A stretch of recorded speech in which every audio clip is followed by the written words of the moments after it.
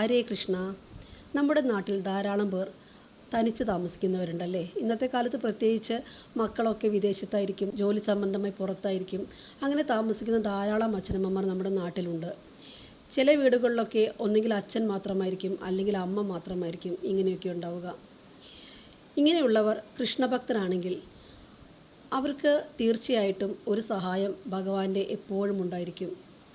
അവർ തനിച്ചാണെന്ന് അവർക്ക് ഒരിക്കലും തോന്നില്ല. കാരണം ഏതെങ്കിലും വിധത്തിൽ ഭഗവാൻ അവരെ സഹായിച്ചു കൊണ്ടേയിരിക്കും. അവർക്ക് എപ്പോഴൊക്കെ ആവശ്യമുണ്ടോ ആ സമയത്ത് ഭഗവാന്റെ ഒരു സഹായം അവർക്കുണ്ടാകും. തീർച്ചയാണ്. ഇനി നിങ്ങൾക്ക് സംശയമുണ്ടെങ്കിൽ കൃഷ്ണഭക്തിയുള്ള തനിച്ച് താമസിക്കുന്ന ആരോടെങ്കിലും ചോദിച്ചു നോക്കൂ. അവർക്കെല്ലാവർക്കും ഈ കാര്യം മാത്രമേ പറയാനുണ്ടാവൂ. ആവശ്യ സമയത്ത് ഭഗവാൻ അവർക്ക് സഹായം എത്തിക്കുന്നതിൻ്റെ. താൻ ഒറ്റപ്പെട്ടു പോയല്ലോ എന്നുള്ള വിഷമം അവർക്കുണ്ടാവുകയില്ല. ഭഗവാൻ ആരെയെങ്കിലും നിയോഗിക്കും അവർക്കുള്ള സഹായത്തിനായിട്ട്. ഞാൻ അറിയുന്ന ഒരു അമ്മയുടെ കഥ പറയാം. ആ അമ്മ ഒരു കൃഷ്ണഭക്തയാണ്. ഒരു ദിവസം വീടിൻ്റെ അടുത്തുള്ള, തൊട്ടടുത്തല്ല, കുറച്ച് നടക്കണം, ആ അമ്പലത്തിലേക്ക് അവർ പോവുകയായിരുന്നു. അപ്പോൾ ഒരു കയറ്റം കയറിയിട്ട് വേണം ആ അമ്പലത്തിലേക്ക് പോകാൻ.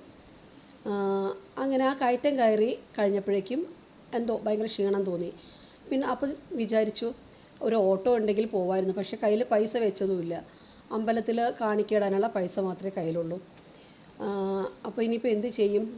നടക്കുക തന്നെ, കുറച്ച് ദൂരം നടക്കാനുമുണ്ട് എന്ന് വിചാരിച്ച് പതുക്കെ നടക്കുമ്പോൾ ഭഗവാനോട് ഇങ്ങനെ പറഞ്ഞുകൊണ്ടിരിക്കുന്നു, കൃഷ്ണ, ഞാനിപ്പം അവിടെ വരെ നടന്ന് എത്താൻ കുറച്ച് നല്ല പ്രയാസമാണ് എന്നൊക്കെ പറഞ്ഞ് മനസ്സിൽ ചിന്തിച്ചുകൊണ്ട് കൃഷ്ണനോട് ഇങ്ങനെ പറഞ്ഞുകൊണ്ട് നടക്കുകയാണ്. കുറച്ച് ദൂരം നടന്നപ്പോൾ ഒരു ഓട്ടോ ആ അമ്മയുടെ മുന്നിൽ വന്ന് നിർത്തി. എന്നിട്ട് ചോദിച്ചു, എവിടേക്കാണ്? അപ്പോൾ അമ്മ പറഞ്ഞു, അത് പാർത്ഥസാരഥി അമ്പലത്തിലേക്ക് എന്ന് പറഞ്ഞു. അപ്പോൾ ഓട്ടോക്കാരൻ ചോദിച്ചു, എന്നെ കയറിക്കോളൂ എന്ന് പറഞ്ഞു. അമ്മ പറഞ്ഞു, വേണ്ട, ഞാൻ എടുത്തില്ല, പൈസ എടുത്തില്ല. അത് വേണ്ട, ഇവിടെ അടുത്തല്ലേ, ഞാൻ കൊണ്ടാക്കാം എന്ന് പറഞ്ഞിട്ട് ആ ഓട്ടോക്കാരൻ ആ അമ്മയെ നിർബന്ധിക്കുകയാണ്. സാരമില്ല, കയറിക്കോളൂ എന്ന് പറഞ്ഞിട്ട്.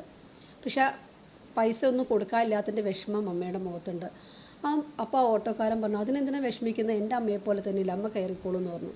അങ്ങനെ ആ അമ്മ കയറി. ഓട്ടോക്കാരൻ ആ അമ്പലത്തിൻ്റെ അടുത്ത് കൊണ്ട് ഇറക്കി കൊടുത്തു. ആ അമ്മയ്ക്ക് തിരിച്ചു വരുന്ന സമയത്ത് മുഴുവനായിട്ട് മനസ്സിൽ തന്നെയായിരുന്നു ചിന്ത, എൻ്റെ കൃഷ്ണൻ എനിക്ക് വേണ്ടി ഏൽപ്പിച്ചതെന്ന ഓട്ടോക്കാരനാണ്. കൃഷ്ണൻ ആ അമ്മയുടെ മനസ്സറിഞ്ഞിരിക്കുന്നു. ഇങ്ങനെയുള്ള ധാരാളം സഹായങ്ങൾ ഏതൊരു കൃഷ്ണഭക്തർക്കും ഉണ്ടാവും. പ്രതീക്ഷിക്കാത്ത സമയത്തൊക്കെയുള്ള സഹായങ്ങൾ. കുറൂരമ്മയുടെ കഥ കേട്ടിട്ടില്ലേ?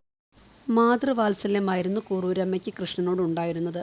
വളരെ ചെറുപ്പത്തിലെ അവർ വിധവയായി, ഒറ്റപ്പെട്ടു. അവരുടെ ഏക ആശ്രയം കൃഷ്ണനായിരുന്നു. എല്ലാം അവർ കൃഷ്ണനുമായി പങ്കുവയ്ക്കും.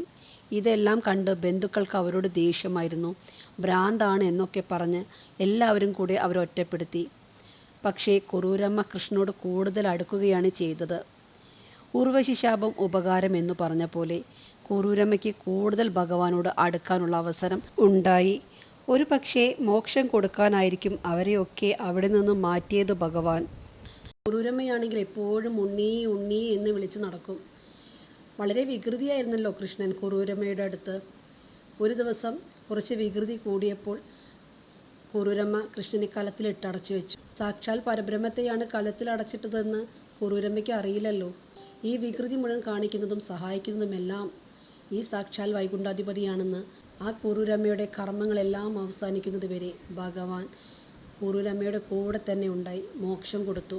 നമ്മുടെയൊക്കെ സഹായത്തിന് ഭഗവാൻ എപ്പോഴും ഉണ്ടാവാൻ ഭഗവാൻ എപ്പോഴും ഓർക്കുക, നാമം ജപിക്കുക. ഹരേ കൃഷ്ണ കൃഷ്ണ കൃഷ്ണ ഹരേ ഹരേ, ഹരേ രാമ രാമ രാമ ഹരേ ഹരേ.